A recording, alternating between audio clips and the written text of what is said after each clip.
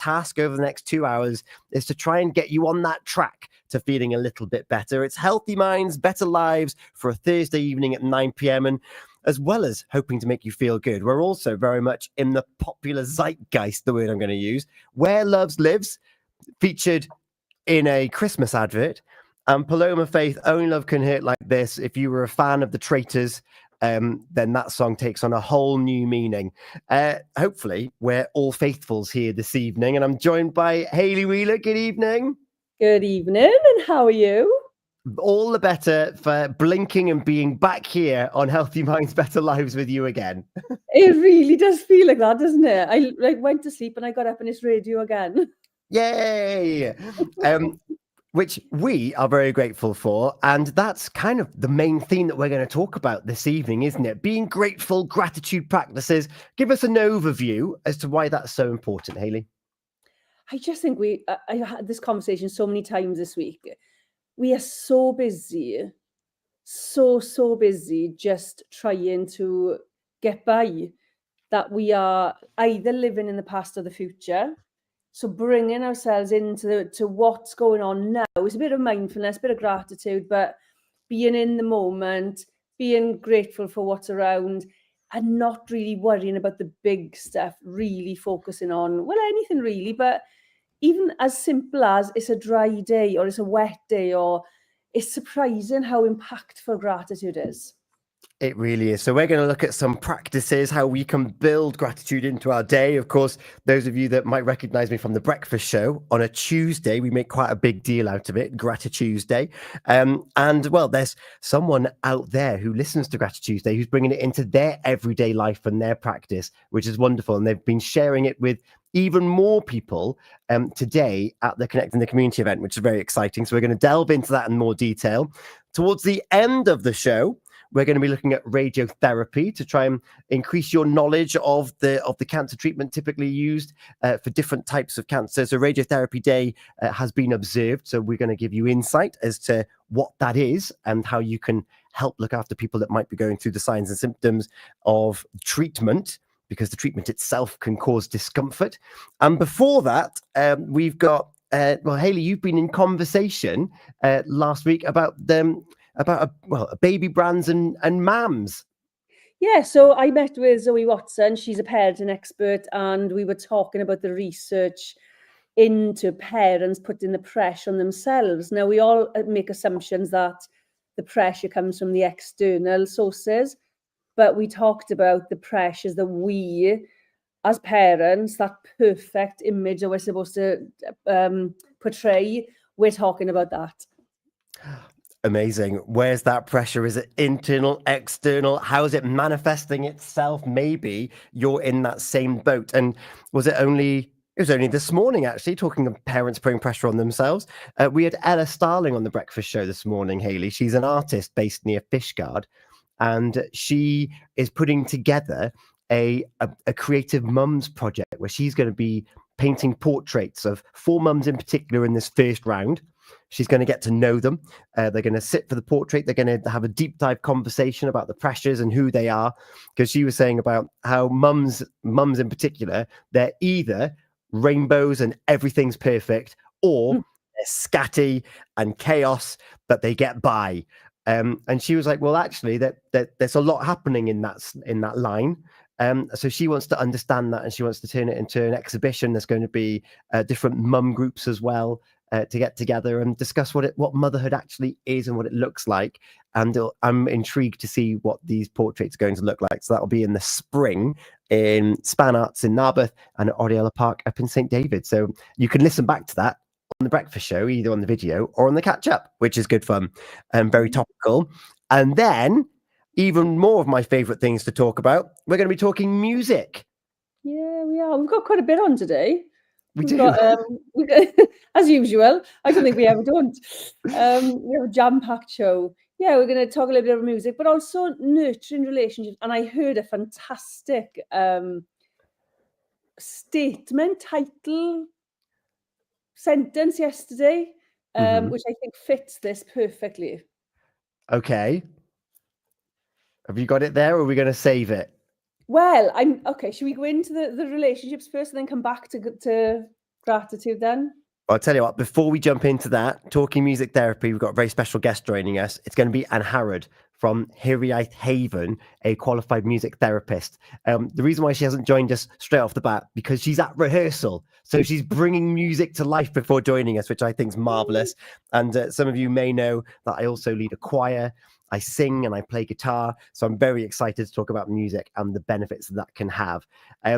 So let's get into it. If you want to join the show this evening, there's lots of ways you can message us. Ahmed over on YouTube has just put a comment in saying hi. So you can comment over on YouTube. The thing about comments is that they're public. You may end up with your name on screen because we're live on social media at the moment. Hello. You can also WhatsApp us 01437 764455. And if you put no name at the end, we won't say your name. We'll just give your message and your question the airtime, but we won't reveal who you are if you've got any questions to ask. You can also download the Pure West Radio app if you haven't already, and you can send a message to studio. Same applies. Don't put your name in, so we won't be able to break that. And also, good old-fashioned email, studio@purewestradio.com is what you're looking at. First of all, great big shout-out to James Rocky, who's watching on Instagram. Thank you very much. And also, good luck to you, Break a Leg, up in Cardiff for your performances too. Lots of things colliding, which I love on a Thursday evening. Relationships, Hayley, we're going to start there. Wasn't the plan, but let's do that. Let's do this. Well, do you know, so yesterday, do you know about the Wellbeing Economy Cymru? Oh, no, but I'm going to. Okay, so this is an annual thing now. The first one was last year. This was the second one this year. And it was a chance for me to exhibit this year. So I did. Yeah, you attended. And yeah, it was really good, actually. And I hosted a question time. So at the end, they have a bit of an open space where they have people asking questions, and then whoever wants to come and answer those questions or be part of the discussion, they get to join the group. So my question was, I have to remember it now. Hang on, I texted it to myself. Let me just read it. If I don't text it to myself, I won't remember. So my question was, how do we move beyond coping strategies to create cultures where people are truly free to thrive? So that was the original question. So I had a preconceived idea about how this conversation was going to go. Interestingly, it did not. Didn't go anywhere near where I thought it was going to go. Best of plans.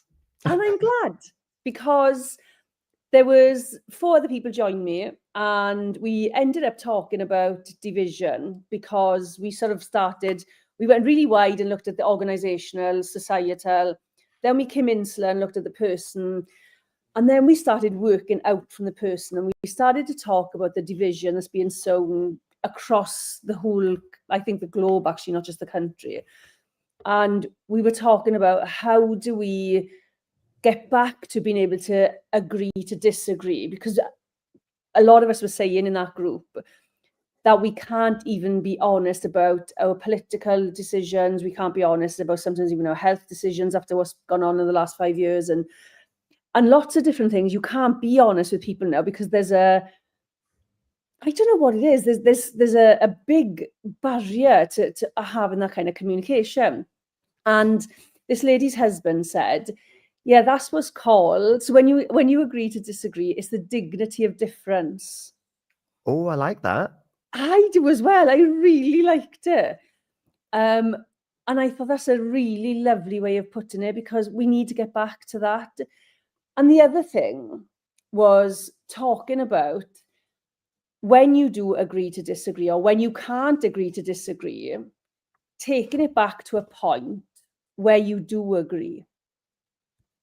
So, Okay. for example, let's say the lady who spoke about this, she said about, let's take it back to rivers then, right? Let's say that we disagree that there's climate crisis, but we can agree, we would go back to a point and say, okay, so do we think that we want clean rivers and seas and beaches? And we're all going to say yes to that, aren't we? Mm-hmm. Yes. So, yeah, exactly. So you would go back to that point and work forwards. We already agree that we want the rivers, the beaches and the seas to be clean. So maybe there is a bit of a problem with people causing some issues in nature. Might not be a climate crisis, and we might not be there. We might not get that person to believe that yet. But it wasn't about getting them to believe your thing. It was about finding points we did agree on and agreeing to disagree on other things. And it was just such a lovely conversation. That's actually a really refreshing way to look at it. And Andrea's with us here now. There shouldn't be any problem with just agreeing to disagree, which I do get. Yes, you've got your viewpoint. You've got your viewpoint. Let's just go in our separate directions. However, that still creates division. So not talking about it is also going to cause that space. But what you're saying there is, well, I don't agree with that, and you don't agree with what I've just said. However, the outcome still isn't changed by that. So what can we actually do? Not to agree on the reason, but to find what that end point is, because the end points are likely going to be the same. It's just the causation that's different. Yeah, I don't agree with you, therefore I'm not going to speak to you. So there's no real malice to it, but it also doesn't solve the underlying problem as to why you found something you're disagreeing about. But I can remember, and we were talking about community, and you seem to have a really great community in Pembrokeshire. And I remember growing up in a small village, and the community was great there.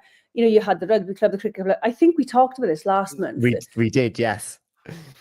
But I also remember, like, men coming together in the pubs and having a few pints and disagreeing and getting loud with one another, and then sitting down and having a pint, right? Yeah. But we've lost that sense of we can do that. We can have those discussions. We can get a little bit loud. We can air how we feel. We are, well, the five of us in that group yesterday felt that we'd lost that ability to do that.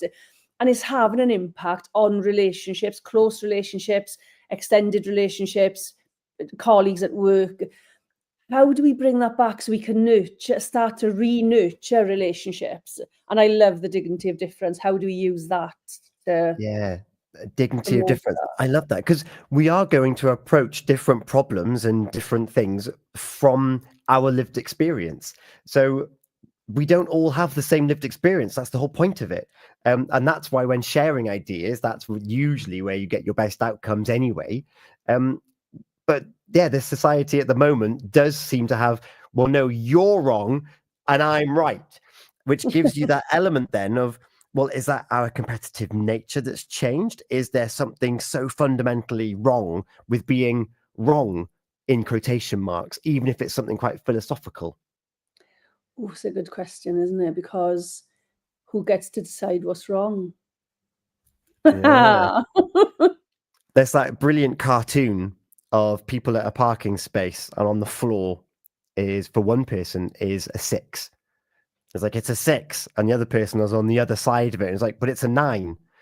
But they're both looking at the same thing, but from different perspective, from different lived experiences, you're going to see the same thing differently.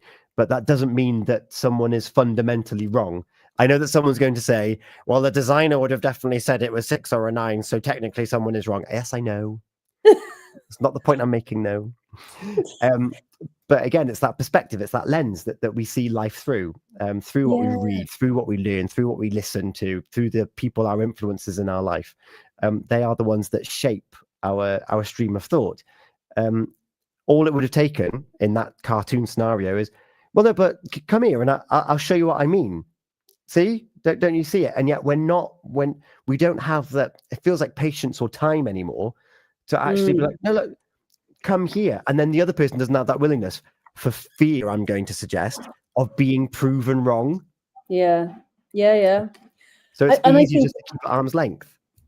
I think it's even having a massive impact on family relationships between parents and children, cousins, nieces, nephews, aunties, uncles, grandparents, because we are, I think we it's a bit of a, what's it called? Like, people are stepping into their moral high ground and demanding that they are right. And how do we get over that to make sure that we maintain the relationships? Like you said, it needs to be spoken about freely. Because if we're not talking about it, that can breed resentment. If we are talking about it, it feels like it's breeding resentment. How do we go into conversations now and nurture conversations and relationships with compassion? Yeah, particularly when the media plays such a vital role in this, Mm. and it sells media space to be polarizing. Absolutely. No, it's something that's been on my mind. I switched my TV off in 2020. I don't watch the news. I don't watch the celebs now. I have no idea who they are. I see people and I think, who the heck is that? What are they from? But it's lovely. I really enjoy it. I really like the fact I'm not feeling the pressure. But so I'll go to a hotel tomorrow night in Reading. I'll watch whatever's on TV as I go to bed, and the adverts will do my head in. And if news comes on, you're right. There's always some kind of pressure, isn't there? Whether it's polarizing, the media polarizing, whether it's marketing, as in this thing's going to make you happy or that thing's going to make you happy. If you haven't got it and you haven't got the perfect life, there's so many pressures, especially on the lead up to Christmas now. Yeah. So what I'm kind of going to put you on the spot now then, Hayley, and say, how can we start broaching, first of all, these conversations? We'll get into pressures a little bit later on. Maybe we start looking at gratitude actually. But how can we open up our doors to those people around us? Because it could well be in your family that you've got dissenting views with your family, your friends and neighbors. You might work with people, because if you're employed and someone else is employed with different views, you've got to work with them. And maybe if you get really passionate about an idea of how to do something, and they're like, no, I don't think we should do it that way. How can we broach those conversations? What techniques have you come across? I just think it's having open conversations. It's being able to sit in discomfort. Right? So if somebody likes something or dislikes something that you like or dislike, you have to sit in your discomfort. It's not their job to make you feel comfortable. And I think we've got into this thing of it's everybody else's job to make me feel comfortable. And it's the same with mental health. I don't know if I've said this before on the show, but we are getting better at talking about mental health, Yes. but we're not really talking about what we need to talk about with mental health, because it makes people uncomfortable. And I think we've got to relearn, I used to see as a child growing up, relearn how to sit in discomfort without feeling it's a personal attack or I have to get my point across. Sit in the discomfort, listen to what they're saying, and just debate with that person or ask questions rather than attack and feel attacked. Because I think we are very much about feeling attacked. And I'm going to draw that distinction there of feeling attacked, which means that your body is, I'm under attack, as opposed to what you've just said there, feeling attacked. And what I love about you saying that is it leads into these conversations. When you say that, I feel this, and it actually, even though you're talking about emotion, it actually gets rid of the emotion, or it makes it something that you can pick up. When you say, I feel this, I'm going to put it there for now.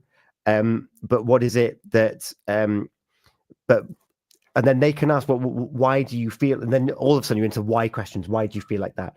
So you're still not necessarily getting around the dissenting views, but at least you're taking that moment to think, why am I responding in that way? And why are you responding in that way?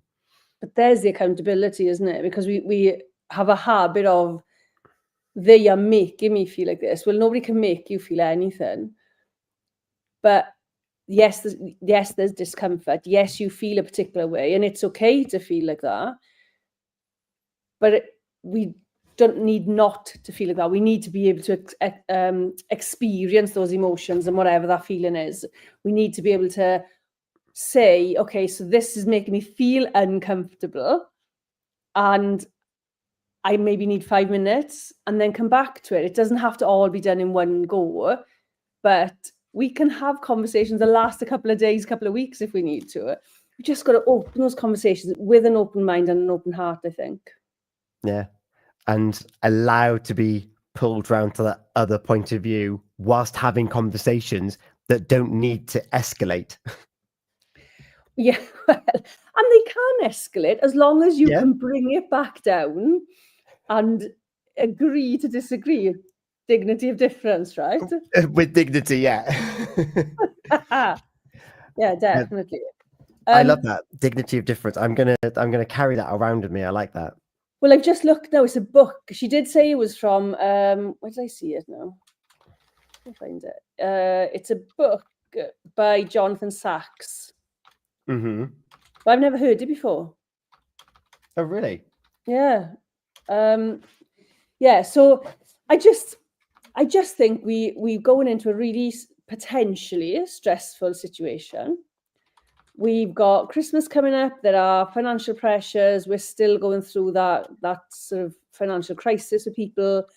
How do we maintain relationships whilst we're going through this kind of stressful, and whether it's Christmas, whether it's a birthday, whatever the stress is, Mm-hmm. how do we maintain those relationships? Yeah. It is a very stressful time. Made even more stressful by a family member that keeps putting how many weeks away it is, and realizing that I'm grossly underprepared. And thinking the fact that the post that went into the chat today was 5 Thursdays left. Oh, that does not feel good. That's one hand, Hayley. That's one hand.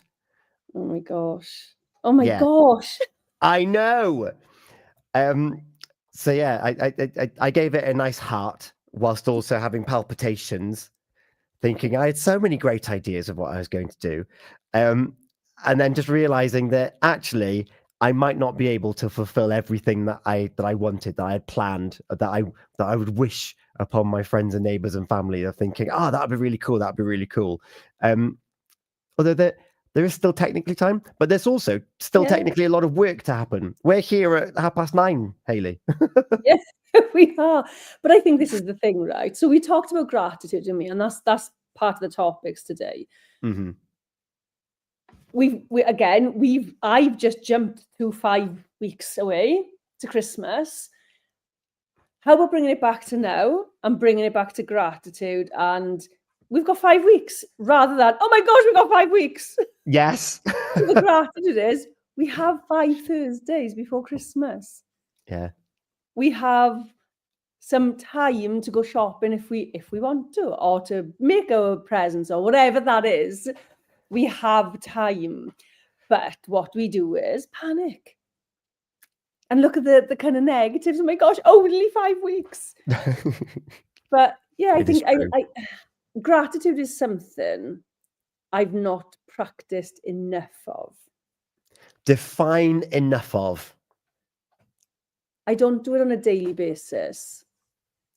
And I only do it, I would probably say, I only think about doing it when I'm stressed. And it's the wrong time to do it. So you go actively looking for it when you feel that you need it, for example.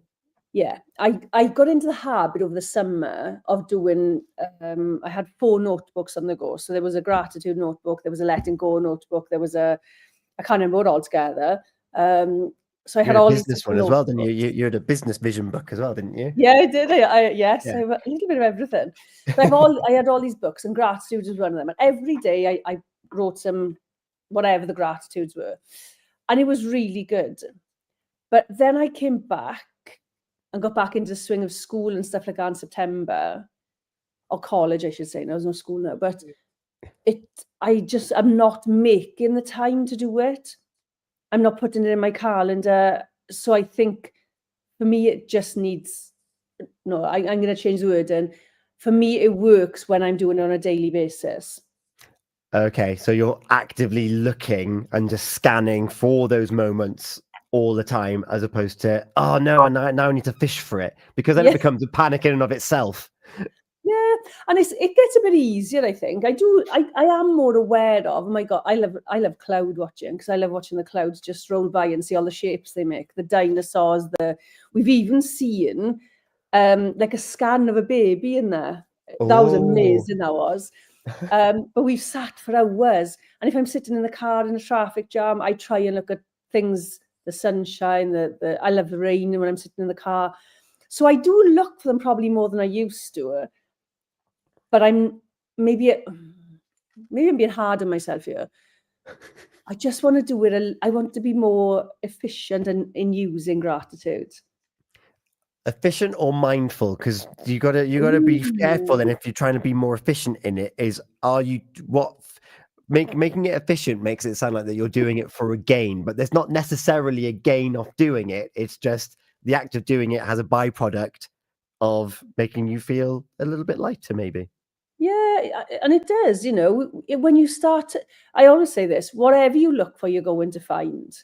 So if you're looking for faults, if you're looking for things, negative things, if you're looking for flaws, whatever you're looking for, you're going to find. On the flip side, whatever you're looking for, you're going to find. So if you're looking for things to be grateful for, you will find those things. And it can be tiny things, it can be huge things. There's no limitation, and there's nothing too small to be grateful for. Yeah. If you're watching or listening to this right now and you think, "Oh, I actively practice gratitude," what does that look like for you? And if you're someone that falls into the category of what Haley was just referring to there, kind of accidental observations of things around you that make you think, "Ah, that's really cool," because that for me is kind of my attitude is, "Oh, that was really cool. That was a really cool moment." And that's kind of my little definition of it. When I accidentally find myself being that little bit mindful, and just looking at it, I was like, oh yeah, I got caught in that rain shower, but that was funny because I did not expect the deluge to come down, as opposed to, oh, I'm soaking wet and I got to drive home. There's two different ways to look at everything. There's multiple different ways to look at everything. And one thing which I find, if it has been a very kind of back to back kind of day, I'm still accidentally looking out for it because I just like the small little moments. I love the small moments of every day. But on my phone, there's a new app that came with the latest download, and it gives me prompts as to what I can kind of journal about at the end of the day. Because I'm not very good at just getting a piece of paper, or like if you actively write things down. I'm not very good at just being like, oh, this is how I felt today, and this is what I found. And I need to be posed something to make it worthwhile. So what this app does, it'll either take a series of pictures, or it'll randomly generate different things to ponder. And I Right. thought, this is brilliant. So Yeah. kind of before I go to bed, as much as having those little micro moments throughout the day of, oh, that was great, and I really enjoyed that moment, and I can't believe I met that person, and that person messaged me, and oh, I feel really connected. And by accident, at the end of the day, it's kind of like, right, so let's kind of round this off. Phone, help me. It's like, oh, I hadn't even considered that today. And I get to write like a sentence or two, because I don't really go into War and Peace with it, because it's usually quite late. I'm on the breakfast show. But it's enough for me, even if I only write one or two sentences. What it's done in my head is it's sprouted off a whole story of, oh wow, yeah, that was a really that was a really cool moment. My version of finding things to be grateful for. Yeah, absolutely. And I think that there is so much to be grateful for. And I again, I'm not always as grateful as I could be. I was just, as you were talking there, now just thinking about, people who we disagree with. I think we've got to be grateful for people we disagree with, because those are often the people who will challenge us to change our perspectives, or to maybe just see something from a different perspective, or just step into a new way of looking at things. And I think we all need a little bit of that. So I think there's a gratitude. And I wonder if people are falling out with their friends at the moment before Christmas, or family members. Could you sit down without the anger, without the frustration, without the kind of feeling personally attacked, and just think, what in that argument can I be grateful for? Mm-hmm. And it doesn't need to be the whole thing. It could just be that one little nugget. There's like, oh yeah, I hadn't actually considered that. And then the next phase is letting your pride take a back seat and be like, actually, no, I know where you're coming from there. Yeah, And yeah, but it doesn't even have to get to that, does it? You know, no. if you disagree, it's fine to disagree. But okay, I've got a question for you. Have we stopped hearing different opinions because we just can't deal with them? Oh, so the barrier's already up because Yeah. it's our world, and we're being trained to be like, oh no, this is your world, you live it. It's like, yeah, but we share it with quite a few other billion people. Yeah. Yeah, because there's a difference between listening and hearing. We Yeah, talk a lot about active listening, but if we stop hearing, it's we're not. I don't think we're totally listening if we're not no. hearing what they're saying, and sometimes it's not even about what they're saying. Hmm. It could just be about how they're saying it. You know, how they say it is it's so passionate that you can understand why they feel like that. Yeah. And sometimes we want to be grateful for the passion that they have. Could we have some of that passion? Could we share some passion? Yeah, share that around just so I can Yeah. use it for my point of view. Yeah. So I can argue with you even more. Yeah, so we could get real fireworks. I love that. I was going to go back to gratitude. So, the breakfast show every Tuesday. But we mentioned this in the introduction. We do Gratitude Tuesday. It was dreamt up by myself and my sister when we were doing our Facebook lives over COVID times. And the reason being is nothing happened over COVID, if you remember. So we kind of had to come up with our own little things. And even in the depths of being locked in our houses and allowed that one walk every day, whenever we used to do our live on a Tuesday, it would become Gratitude Tuesday, and it was our opportunity to find something in that day, even though it might be in the same old humdrum, to find something that you're grateful for. Maybe because, of course, social media was massive, the memes were massive, Netflix was massive, and we could have found that one thing to be like, oh, actually, today I found out this, or today the sun was glorious over COVID times, if you remember. So every Yeah. day, we're grateful to just be like, I can go for a walk in shorts and t-shirt in West Wales, which doesn't usually happen at this time of year.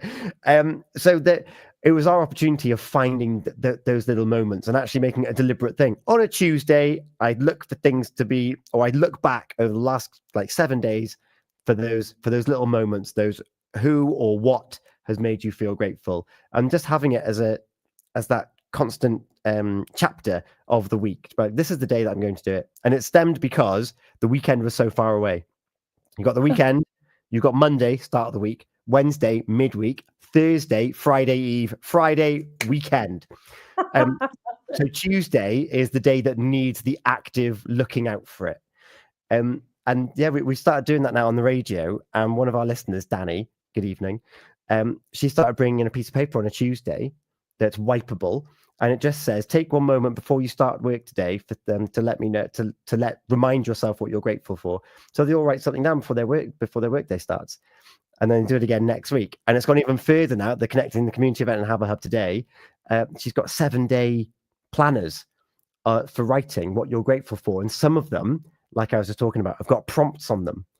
So on Monday, think of who you're grateful for. Second, think about something about you that you're grateful for, and it goes through different things for 7 days. And I was like, that's amazing that it's another opportunity for us to actually look up, open our eyes a little bit wider, and think like you, look at the clouds, look at the rain, listen to the rain, talk to your friends, maybe sit down with someone else. I met a dog today. It was the most beautiful thing I've ever seen.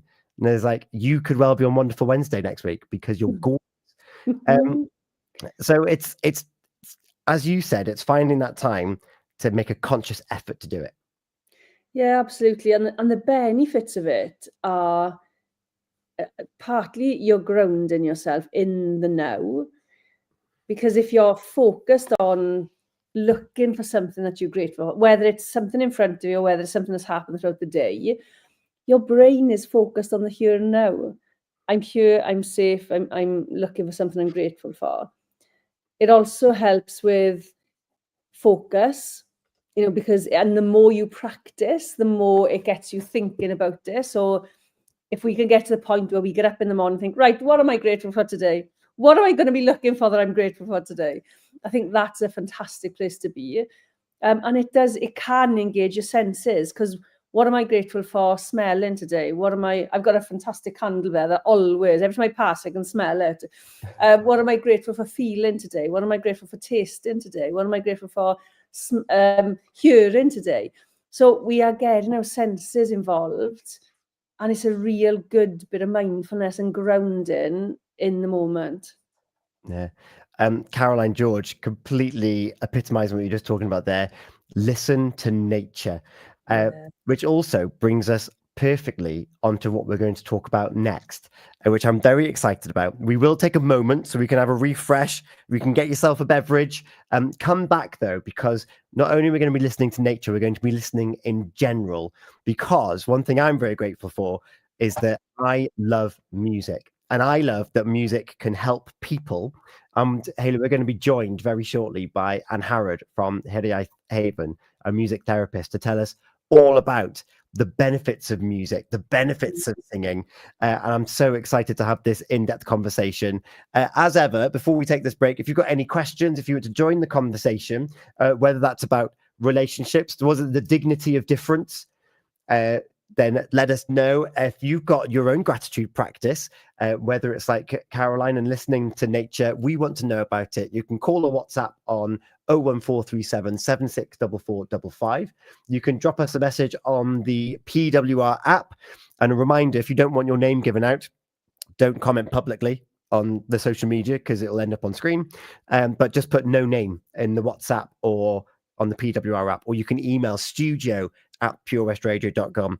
We are going to take a moment. When we come back, we've still got to hear about the pressures of motherhood in particular and Radiotherapy Day. But next, here on Healthy Minds, Better Lives, we're going to be talking about music and music therapy. Don't go anywhere. It's coming up to 10 to 10. 10 to 10 to 10, 10, 10. That's for Mark. And that's a bit of music. See, it's all around us.